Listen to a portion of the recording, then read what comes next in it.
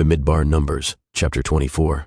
And when Bilam saw that it pleased Yahuwah to bless Yasharel, he went not, as at other times, to seek for enchantments, but he set his face toward the wilderness. And Bilam lifted up his eyes, and he saw Yasharel abiding in his tents according to their tribes. And the Ruach Elohim came upon him. And he took up his parable and said, Bilam the son of Beor has said, and the man whose eyes are open has said, he has said, which heard the words of El, which saw the vision of El Shaddai, falling into a trance but having his eyes open. How goodly are your tents, O Yaakov, and your tabernacles, O Yasharel!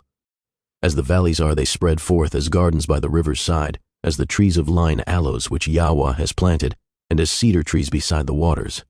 He shall pour the water out of his buckets, and his seed shall be in many waters, and his king shall be higher than Agag, and his kingdom shall be exalted. El brought him forth out of Mitzrayim. He has, as it were, the strength of a ram. He shall eat up the nations his enemies, and shall break their bones, and pierce them through with his arrows. He couched, he laid down as a lion, and as a great lion, who shall stir him up? Blessed is he that blesses you, and cursed is he that curses you.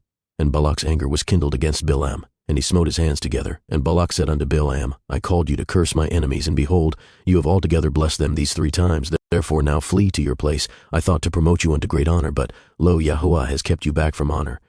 And Bilam said unto Balak, Spoke I not also to you messengers which you sent unto me, saying, If Balak would give me his house full of silver and gold, I cannot go beyond the commandment of Yahweh, to do either good or bad of my own mind, but what Yahweh says, that will I speak. And now behold, I go unto my people, come therefore, and I will advertise what this people shall do to your people in the latter days. And he took up his parable, and said, Bilam the son of Beor has said, and the man whose eyes are open has said, he has said, which heard the words of El, and knew the knowledge of El Elyon, which saw the vision of El Shaddai, falling into a trance, but having his eyes open, I shall see him, but not now, I shall behold him, but not nigh.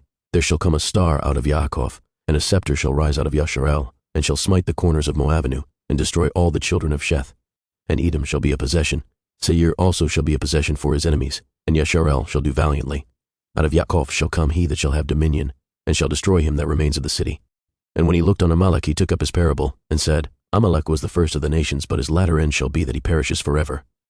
And he looked on the Canaim, and took up his parable, and said, Strong is your dwelling place, and you put your nest in a rock. Nevertheless the Cayini shall be wasted, until Ashur shall carry you away captive.